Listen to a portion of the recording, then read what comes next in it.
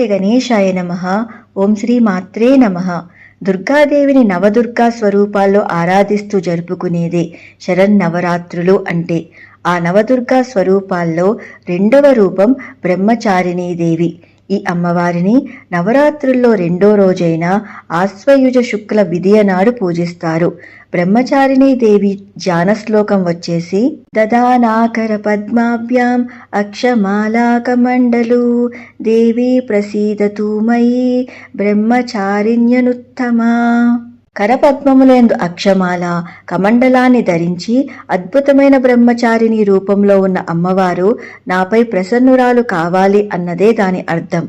సతీదేవిగా అవతారం చాలించి హిమవంతుని పుత్రికగా ఆవిర్భవించిన పార్వతీదేవి నారదుని ద్వారా పంచాక్షరీ మంత్రాన్ని ఉపదేశంగా పొంది బ్రహ్మచర్య దీక్షను అవలంబిస్తూ కఠోర నియమాలను పాటిస్తూ ఏకాగ్ర చిత్తయై పరమశివున్నే పతిగా పొందాలన్న కోరికతో కనీ విని ఎరుగని అద్భుత తపస్సును ఆచరించిన స్వరూపమే ఈ బ్రహ్మచారిణి స్వరూపం. బ్రహ్మచారిణి అంటే బ్రహ్మచర్య దీక్షను స్వీకరిస్తూ తపస్సు ఆచరించిన తల్లి అని అర్థం.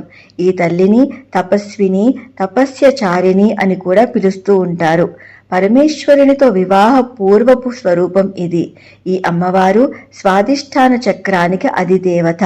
బ్రహ్మచారిణీ దేవి త్యాగానికి, భక్తికి, నిస్వార్థతకు, అచంచలమైన పట్టుదలకు ప్రతీక. ఈ తల్లిని ఆరాధించటం వల్ల సాధన యందు పట్టుదల, అంతిమంలో విజయం సిద్ధిస్తుంది. ఈ తల్లికి ఇష్టమైన నైవేద్యం వచ్చేసి పులిహోర. సర్వం శ్రీకృష్ణార్పణమస్తు. స్వస్తి. Please to like, share and subscribe. Krishna Sakhi.